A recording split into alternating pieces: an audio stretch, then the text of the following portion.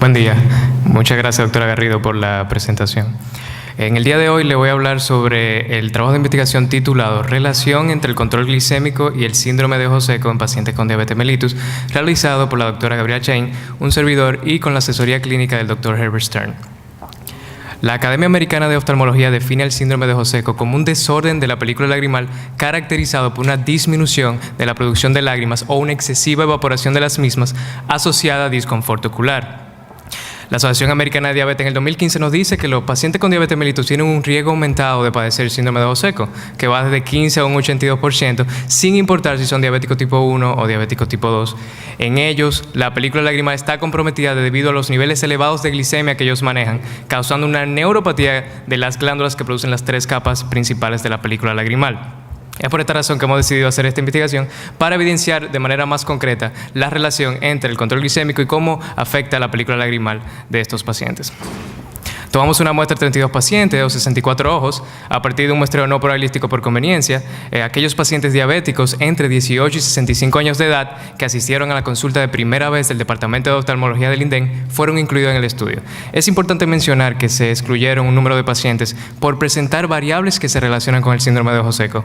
Excluimos estas variables porque son variables confusoras que sesgarían la relación verdadera que estábamos buscando.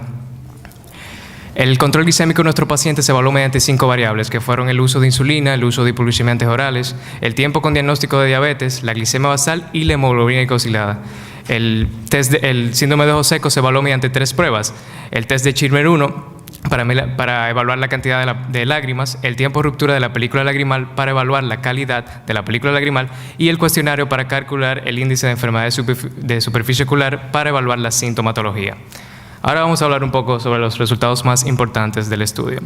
Veremos cómo las variables independientes que evaluaban el control glicémico afectaron las variables dependientes que evaluaban el síndrome de ojo seco.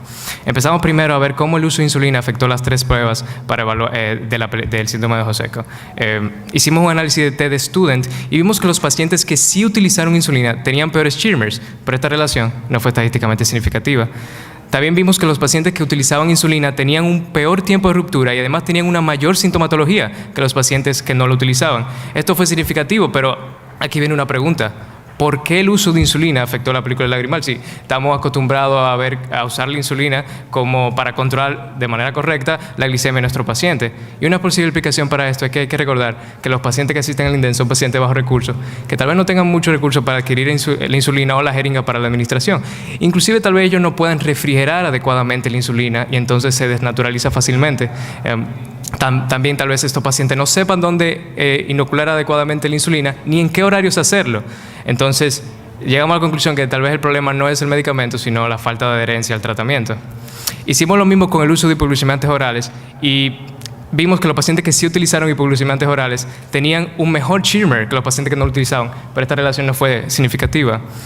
Hicimos lo mismo con el tiempo de ruptura y vimos que los pacientes que sí utilizaron hipoglucemiantes orales tenían mejores tiempos de ruptura y tenían menor sintomatología que aquellos pacientes que no lo utilizaron. Y esta relación sí fue estadísticamente significativa y tiene un poco más de sentido, ya que el hipoglucemiante oral, aunque un poco más caro, se ingiere y ya empieza a ser un buen control de la glicemia.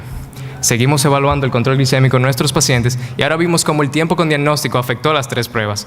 Hicimos un análisis de regresión lineal y utilizamos el coeficiente de correlación de Pearson para mostrar una relación y ver si esta era estadísticamente significativa. Pero como pueden ver, no encontramos una relación entre el tiempo con diagnóstico, ni el test de Schirmer, ni con el tiempo de ruptura, ni con la sintomatología. Como pueden ver, el coeficiente de correlación es más próximo a 0 y entonces no hay una buena relación y que no fue estadísticamente significativa, y la pendiente de la gráfica también no muestra una buena relación. Tamushi et al. En el 2014 en India y Manabat en el 2008 en Irán difieren de nosotros. Ellos dicen que sí hay una relación estadísticamente significativa, pero Sedmi en el 2003 en Turquía y Dogru et al. En el 2001 en Japón dicen como nosotros que no existe una relación. Viene otra pregunta: ¿a quién le hacemos caso? ¿A los estudios más nuevos, a los estudios más viejos, o a nosotros que estamos aquí en el Congreso hablando de ojo seco? Si me preguntan, yo estaría tal vez un poco sesgado, pero yo quiero tener una explicación a eso. Y recae en la definición de tiempo con diagnóstico de diabetes. Nosotros lo definimos como el tiempo que pasa desde que le diagnosticaron la enfermedad al paciente hasta el presente, y no necesariamente el tiempo que tiene el paciente de verdad sufriendo de su enfermedad. Tal vez ahí porque algunos estudios encontraron una relación y otros, como el de nosotros, no la encontraron. Llegamos ahora a la glicemia basal y vimos cómo afectó las 3 pruebas. Y si había una relación, hacíamos un análisis de la varianza para ver mejor esta relación.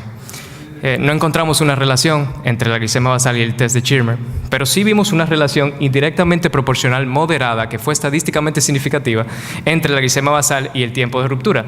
Fíjense en el cuadro que cuando aumentaba los niveles de glicemia basal disminuía el tiempo de ruptura y este era severo cuando pasaba a los 250 miligramos por decilitro.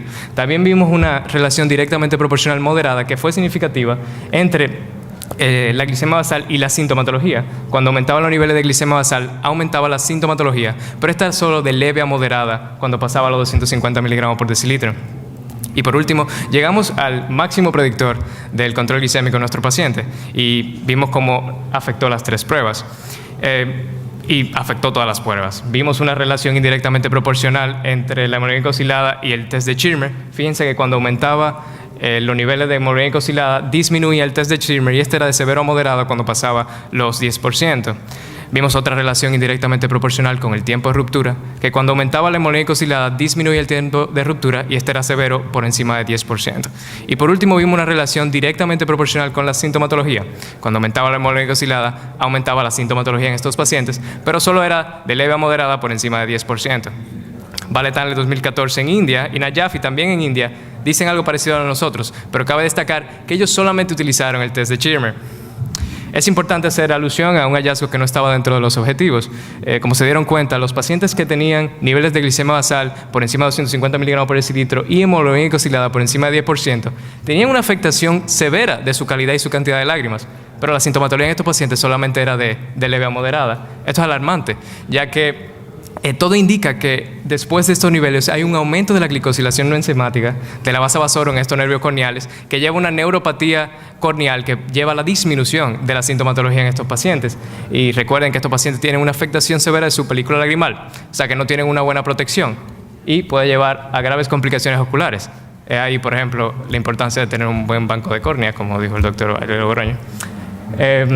Y para concluir, entonces, quiero responder la pregunta principal de esta investigación. ¿Acaso existe una relación entre el control glicémico y el síndrome de Hoseko?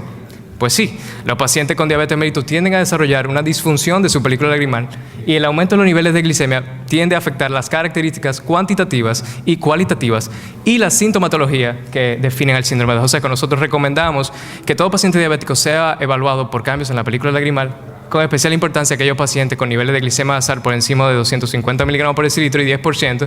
Y recomendamos también hacer otro estudio que mida estas pruebas una vez que se controlen los niveles de glicemia para evaluar si este cambio es reversible. Inclusive tal vez incluir un test de osmolaridad o un queratografo.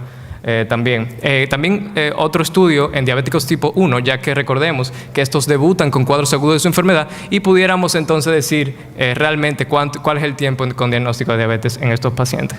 Antes de acabar, quiero dejarlo con un pensamiento.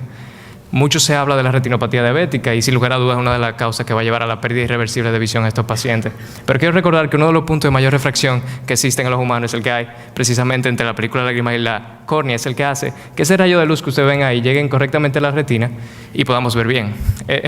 Es por esta razón que, sin importar cuánto tratemos una retinopatía diabética, si la película lagrimal no está intacta, pues nunca vamos a ver bien. Gracias.